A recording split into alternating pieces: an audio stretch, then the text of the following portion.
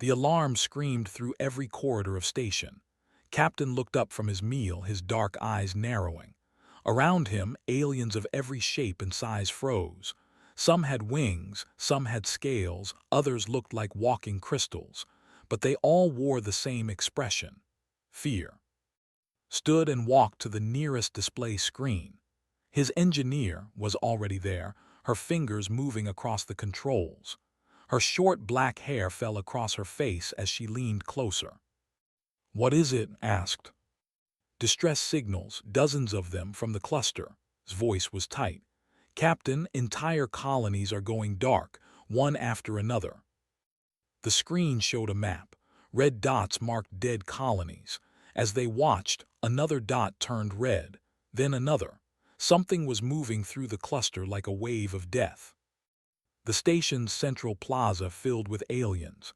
Had never seen so many species in one place look so terrified. He spotted a tall, bird-like creature with silver feathers standing on the central platform. The wings trembled. "Attention all residents," his voice echoed. "We have called an emergency council. All species leaders, please gather immediately." Glanced at, there were only 8 humans on the entire station. They ran a small freight business, moving cargo between systems. They were not important enough for the council, but had a bad feeling about this. 2 hours later, the decision came. The station would shut down. Everyone would evacuate. They would hide and hope the threat passed them by. Stood in the cargo bay with his crew. Their medic shook his head in disbelief. Wu, their pilot, laughed bitterly. Who handled security, just stared at the evacuation ships launching one by one. "They're running," said, "all of them." "Can you blame them?" asked quietly. "We don't know what's out there, it's destroying everything." Watched the ships leave. Thousands of aliens fleeing into deep space. The station that had housed 47 different species would be empty by morning. Rushed into the cargo bay, her portable screen glowing. "Captain, I intercepted something. A final transmission from 9. She played it. The voice was thin, frightened. It belonged to one of the gentle herbivore species. "This is Shelter 7 on 9. We have 300 younglings here. Children, our transport ships were destroyed. We cannot evacuate. Please, someone, anyone, help us." The transmission cut to static. The human crew stood in silence, looked at each of them. Jaw was tight, Wu's hands had curled into fists. Eyes were hard, weighted, watching him. "We could make it there," Wu said slowly. "The is fast enough." "We're a freight crew," pointed out. 8 people, we're not soldiers, we're not heroes." "No," agreed. "We're not, but we're human." Jin, their tactical specialist, pulled up a map. 9 is 18 hours away at maximum burn. Whatever is attacking the colonies will reach the shelter in maybe 20 hours. It would be close. Saul, who handled communications, spoke softly. "The aliens said no one would help. They voted to run and hide." Who managed their cargo laughed without humor. "Of course they did. Most of them come from paradise worlds. Warm suns, gentle rains, no predators. They've never had to fight for anything." Their second officer looked at, "We're really considering this. Going toward the thing that's destroying entire colonies." Thought about Earth. That's what aliens called it. A planet with crushing gravity, violent weather, and animals that could kill you in 1,000 different ways. Earth had made humans hard. It had made them stubborn. It had taught them that sometimes you didn't run from danger. Sometimes you ran toward it. He thought about 300 children waiting for help that would never come. "Get the ship ready," ordered. "We launch in 30 minutes." "Captain," a voice called. Trader and merchant scuttled over. His many eyes blinked rapidly. "You cannot be serious. The council has forbidden it. You will die out there." "Maybe," said, "but those kids will definitely die if we don't try." "It is not logical," clicked. 8 beings cannot make a difference against such a threat. Smiled grimly. "You'd be surprised what humans can do when someone needs help." The crew moved through the ship, preparing for launch. They loaded medical supplies, weapons, and whatever else they could grab. That was old, built for cargo, not combat, but it was theirs and it would have to be enough. As they strapped in, looked at his crew, 7 humans who had become family over the years. They were about to fly into the unknown, towards something that had destroyed dozens of colonies. "Anyone want to back out?" he asked. No one moved. "Then let's go get those kids," said. They lifted off as the last evacuation ships disappeared into the darkness. The station fell silent behind them. In the vast emptiness of space, one small human ship turned toward the danger. While 47 species ran away, 8 humans flew straight into the fire. They were going to war. The cut through space like a bullet. In the cockpit, Wu's hands danced across the controls. The stars stretched into lines as the ship pushed its engines beyond safe limits. Behind him, the rest of the crew prepared for what was coming. Organized the medical bay. He had treated broken bones, burns, and the occasional illness. He had never prepared for a war. His hands moved steadily, laying out supplies, setting up emergency equipment. He tried not to think about how little blood they had stored. In the cargo hold, walked between crates and containers. Most held machine parts, mining equipment, and industrial explosives. Not exactly weapons, but humans had always been good at improvising. She started making notes, her mind already working on possibilities. Sat in the small armory, checking their weapons. 3 pistols, 2 rifles, and 1 shotgun, designed for scaring off pirates, not fighting a war. She methodized each one anyway, her military training coming back like muscle memory. Jin stared at the tactical display, watching the red dots that marked dead colonies. He was trying to find a pattern to understand what they were facing. The attacks were systematic, efficient. Whatever was out there, it was not random. It had a purpose. Saul listened to the silence on the communication channels. The entire cluster had gone quiet. No distress calls, no messages, nothing. Just empty frequencies where hundreds of thousands of voices should have been. It made her skin crawl. Brought food to the bridge. No one had eaten in hours. Took a ration bar and bit into it, tasting nothing. His eyes never left the 12 hours to 9, Wu announced. "We're making good time." "Tell me about the harvesters," said to Jin. Jin pulled up what little information they had. That's what the last transmission called them. Biomechanical drones. They arrive, strip a planet of resources, and eliminate any witnesses. No communication attempts, no warnings, just destruction. "How many ships?" "Reports vary. At least 3 capital ships plus smaller attack craft. Captain, we're a freight hauler. We can't fight that." Smiled without humor. "No, we can't fight them in a straight battle, so we won't. Join them on the bridge. I've been thinking, most species can't handle high-G maneuvers. Their bodies are too fragile, but humans, we're built for Earth's gravity. We can pull turns that would kill most aliens." Wu grinned. "You want to fly this like a fighter. I want us to use every advantage we have. We're from a that has to count for something." The hours passed. The crew rested in shifts, though no one really slept. They were flying towards something that had destroyed entire colonies, and they were doing it with 8 people and a cargo ship. Thought about Earth, about the gravity that made every step a workout, about the diseases that killed millions before humans learned to fight back, about the predators, the weather, the 1,000 daily dangers. Aliens called Earth a planet that should have killed any species that evolved there. But it hadn't killed humans. It had made them strong. The proximity alarm blared. They had reached the edge of the cluster. Wu brought the ship out of faster-than-light travel and the filled with horror. Debris floated everywhere.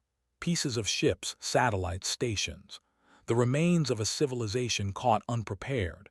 Through the wreckage they could see 9, a beautiful blue and green planet by fires burning across its surface. And surrounding it 3 massive ships, the harvesters. They were unlike anything the humans had ever seen. Part machine, part something organic. They pulsed with a sickly green light, and smaller craft swarmed around them like insects. "Captain," Saul's voice was quiet. "I'm detecting harvester ground forces.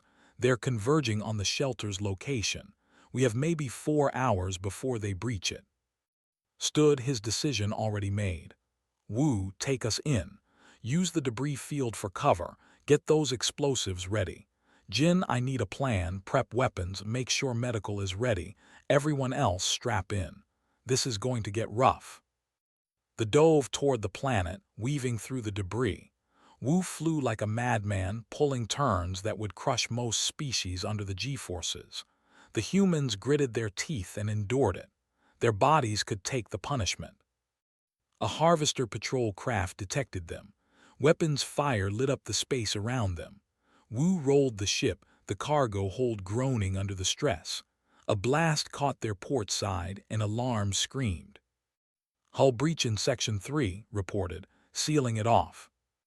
They broke through into the atmosphere, the ship shaking violently.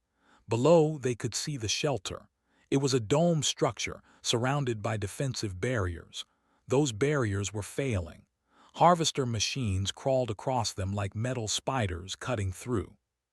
"3 harvester ships in orbit," Jin said, his voice steady despite the chaos.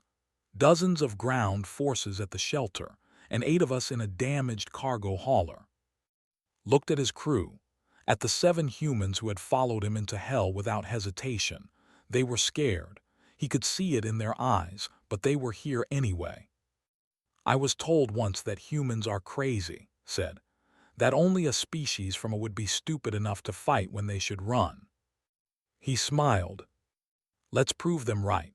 Wu, get us to that shelter. Everyone else, let's show these machines what happens when you threaten children in front of humans." They screamed toward the planet's surface. 8 against an army, carrying nothing but courage and the stubborn refusal to let innocents die.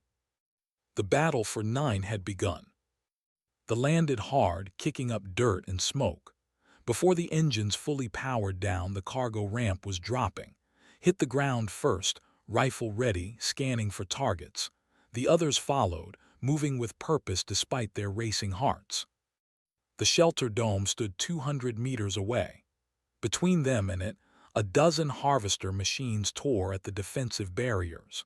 They looked like mechanical beetles, each one the size of a ground car, with cutting lasers and grinding tools for legs. Jin's mind worked rapidly, taking in every detail. "They're focused on breaching the dome. They haven't noticed us yet. We have maybe 30 seconds. Was already unloading cargo containers. Help me with these. Wu, I need the loading crane." "What's the plan?" asked, taking position beside. "Those containers are full of mining explosives," explained, her hands working fast.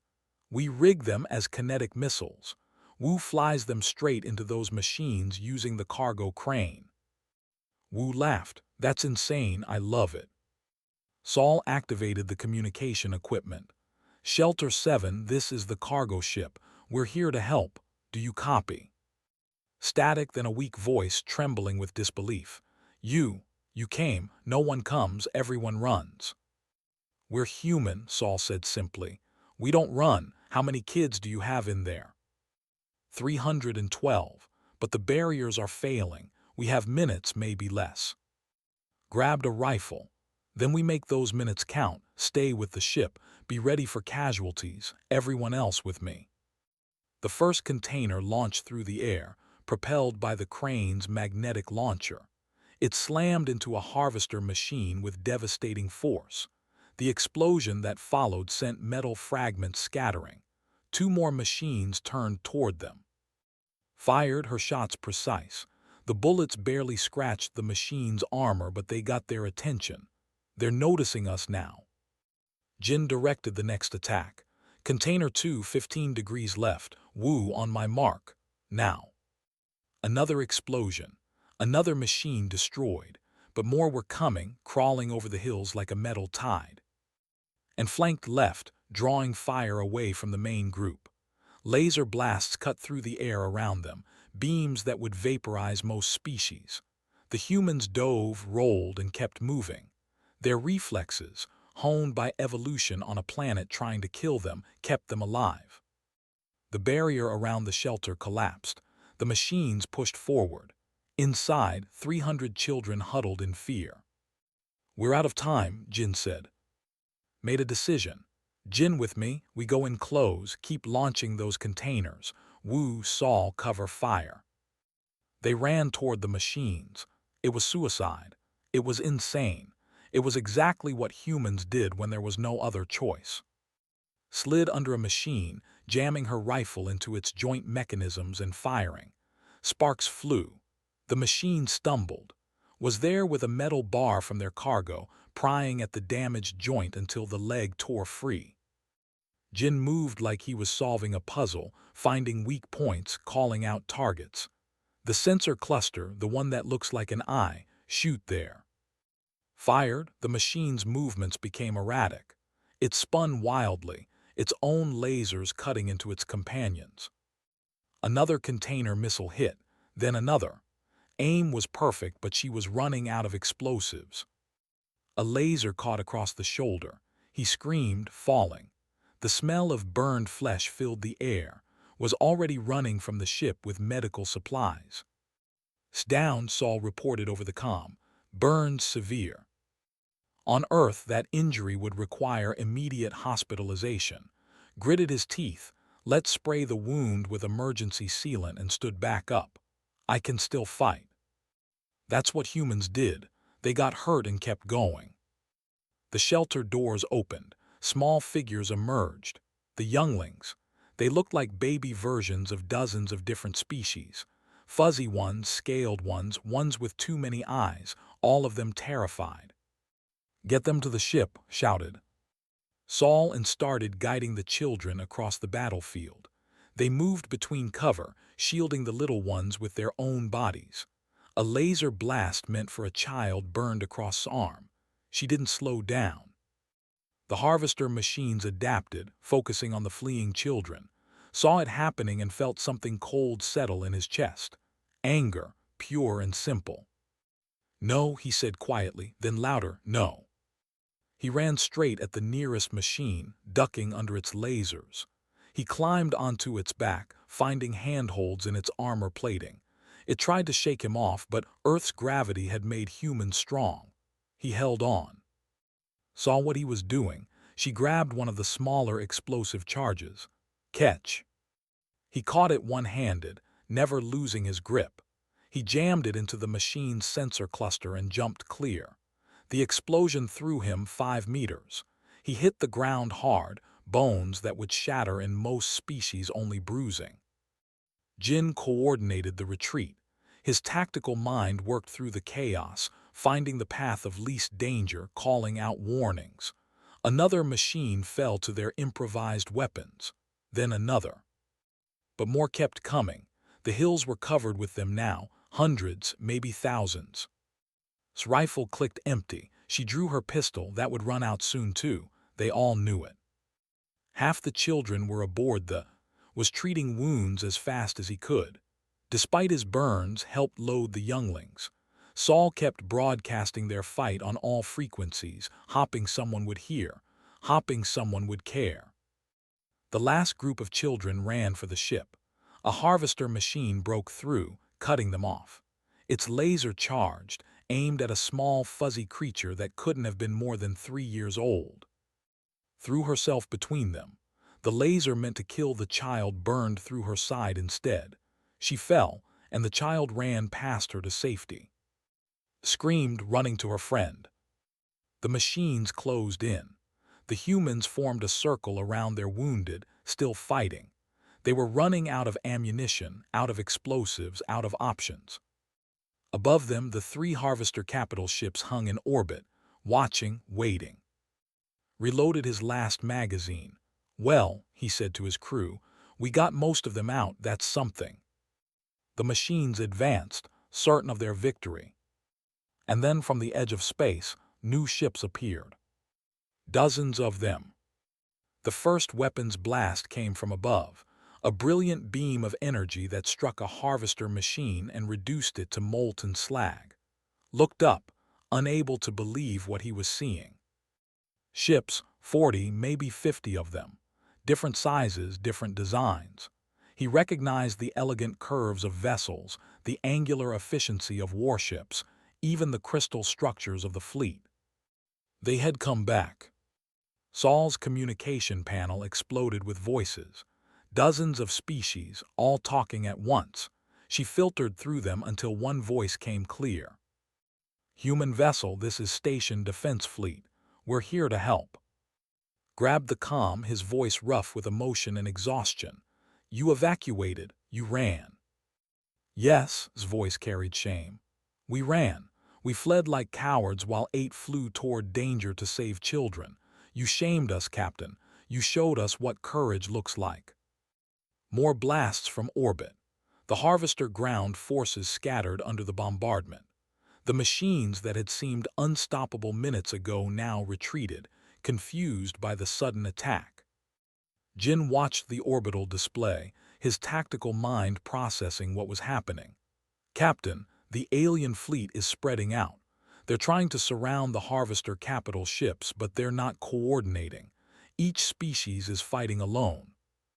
Understood immediately. These species had never worked together in combat. They didn't know how. Saul opened a channel to all ships. Wide broadcast. "Channel open, Captain." Spoke quickly, his words carrying to 40 different ships, 40 different species who had never fought as one. "This is Captain of the, I know you're scared. I know this isn't what you were made for. But those kids down here needed help and you came. That took courage. Now let's finish this together." Jin was already pulling up tactical displays, sharing them across the fleet. "Ships, you're fast. Form a screen on the left flank. Your shields are strong. Take center position. Your energy weapons have range. Provide covering fire from high orbit." It was insane. A human cargo hauler directing an alien fleet, but they listened. The ships moved into position, slowly at first, uncertain, then with growing confidence. For the first time, species who had barely trusted each other were fighting as one. The harvester capital ships responded. They launched attack craft, hundreds of them like angry hornets. Their weapons lit up space with deadly fire. The alien fleet took hits. A ship lost its engine, drifting. 2 vessels had their shields overloaded, but they held formation. "Focus fire on the left harvester ship," Jin ordered.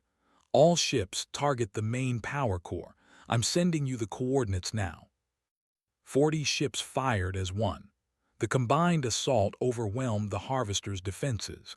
Explosions rippled across its hull. It listed to one side, systems failing. On the ground worked frantically in this cargo hold. It had become a hospital. Injured humans and rescued children filled every space. Lay on a makeshift bed, her side bandaged, her face pale but alive. Sat nearby, his shoulder wrapped, helping where he could. "We need to get them off this planet," said into his comm. "Needs real medical care, so do some of these kids." "Working on it," replied. He looked at the ship's status. Life support was failing. The hull had a dozen breaches barely patched. The engines were held together with hope and spare parts. "Wu, can we make orbit?" Wu checked his instruments and winced. "Maybe, once. Then we're dead in space." "Once is all we need." The engines roared to life. The old ship shook violently as it clawed its way into the sky. Warning alarms screamed. Metal groaned. The crew held on as their ship tried to tear itself apart. In orbit, the battle raged. The second harvester ship focused its fire on the alien fleet, trying to break through their formation. The aliens held, but barely. Jin saw the problem. "They're adapting, learning our tactics. We need to end this now."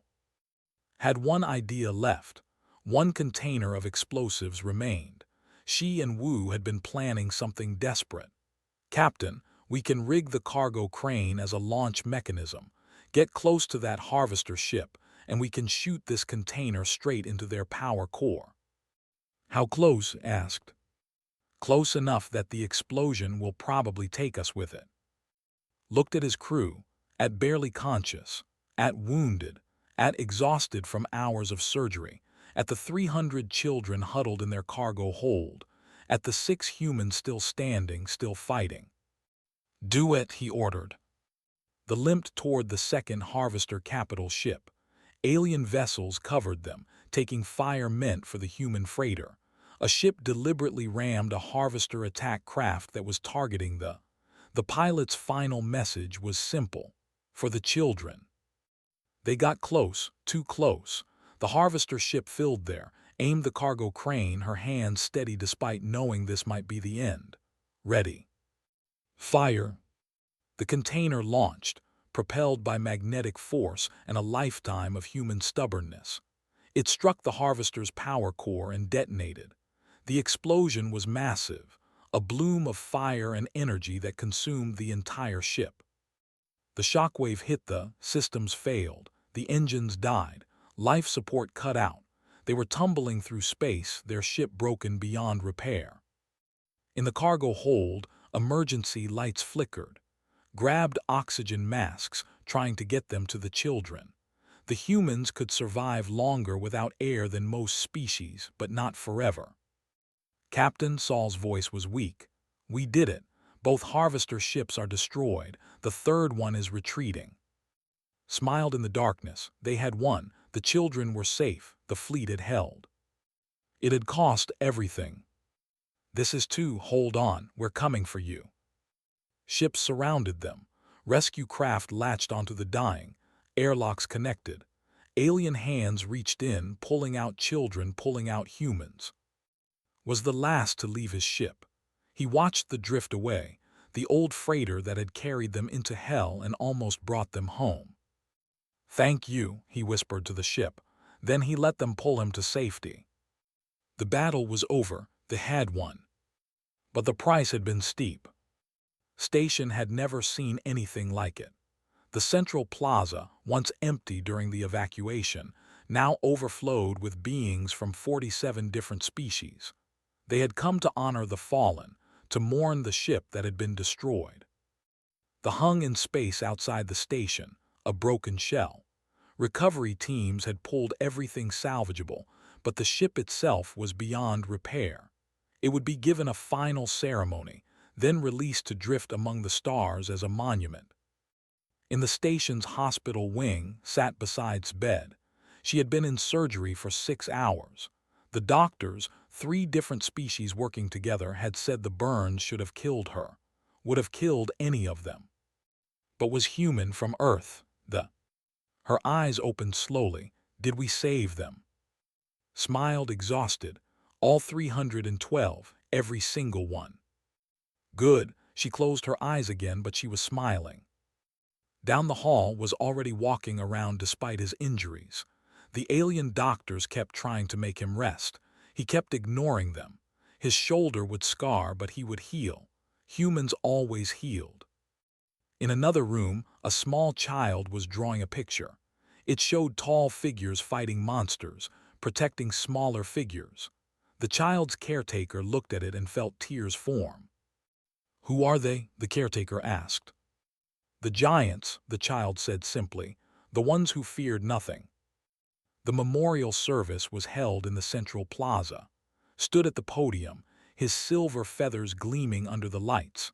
Behind him, representatives from every species that had fought in the battle stood together. "We gathered here once before," began, his voice carrying to every corner of the station. "We gathered in fear. We chose to run, to hide, to abandon those who needed us. We were ashamed, but we convinced ourselves it was logical. It was survival." He paused, looking at the crowd. Thousands of faces, all listening. Then 8 beings from a world we called cursed showed us what we had forgotten. They showed us that survival is not just about living. It is about what you are willing to live for.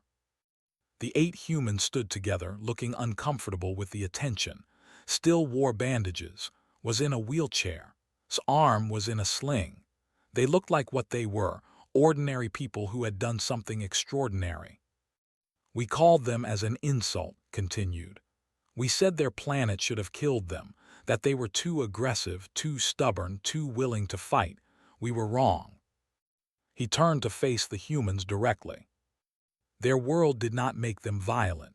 It made them strong, strong enough to face danger when others would flee, strong enough to protect the weak when others would look away, strong enough to show us what courage truly means. The plaza erupted in sound, not just applause, but calls and songs and expressions of respect from species who had no words for what they were feeling. Stepped forward when the noise died down. He had not prepared a speech. He spoke from the heart. We did not do this for glory or rewards. We did it because children needed help, and we were the only ones close enough to give it. That's all. But why, someone called from the crowd, why risk everything for strangers? Thought about that, about Earth and how it had shaped humanity, about the dangers that had forced humans to work together or die, about the instinct to protect the young, any young, because that was how species survived. Because no one else would, he said simply, and because we could, isn't that enough? Later in a private meeting, the Galactic Council made their offer: full membership for humanity, a seat on the council, advisory roles in defense and military tactics, access to technology and trade routes. Jin reviewed the documents with his analytical mind. This is significant, Captain. Humanity would become a major power in the galaxy. Saul added, they want us to train their defense forces, to teach them how to fight. Wu laughed. They want to turn peaceful species into warriors. That's ironic. No, said quietly. They want to learn how to be brave. There's a difference. Looked at his crew. They had been through hell together. They had lost their ship, nearly lost their lives. They had saved 300 children and in doing so, changed the galaxy. What do you think? He asked them. Spoke first. I think we showed them something important, but we can't make them into humans. They have to find their own courage. Nodded. We can teach tactics, strategy, but the willingness to stand and fight when it's easier to run, that has to come from within. Still recovering but insisting on being part of the meeting, smiled. We can help them, not by making them like us, but by showing them what's possible when you choose to protect instead of hide. Made his decision. We accept, but on our terms. We teach them to defend, not to attack. We show them that strength is about protecting the weak, not dominating them. Agreed immediately. That is exactly what we need to learn. Months passed. Station became a training center. Humans worked with aliens from dozens of species, teaching them tactics, strategy, and something harder to define: how to face fear, how to stand together, how to fight for something bigger than yourself. The 8 humans from the became legends. Stories spread across the galaxy about the who had flown into certain death to save children, about how they had inspired an entire fleet to find courage they didn't know they had. A new ship was built, funded by the Galactic Council. It was named the II. Bigger, better equipped, but still designed for the 8 humans who had started it all. On the day of its launch, the younglings from 9 came to watch. They were older now, safe and healthy. Many of them had drawn pictures of the humans who saved them, pictures of giants fighting monsters, pictures of heroes. One small child, the one who had drawn the first picture, walked up too. She held out a new drawing. It showed the 8 humans, but they were not alone. Around them stood aliens from dozens of species, all standing together, all facing the darkness, all unafraid. What is this? Asked gently. It's us, the child said. You showed us how to be brave, now we stand with you. Felt something break inside him in the best possible way. He knelt down, looking at the child. You were always brave, you just needed to remember. The II launched into space, carrying its crew of 8 humans and a new mission. Not just to explore or trade, but to remind the galaxy that courage was not about being unafraid. It was about being afraid and doing what was right anyway. Behind them, Station glowed with life. Dozens of species worked together, trained together, prepared to defend each other. They had learned from the They had learned that sometimes you don't run from the darkness. Sometimes you step into the light and you fight. The galaxy would never forget the day 8 humans showed them what it meant to be brave. The day that proved that strength without compassion was nothing, but compassion with strength could change everything. They had lingered in fear for so long, but they had stepped into the light and they had followed. And the galaxy would never be the same.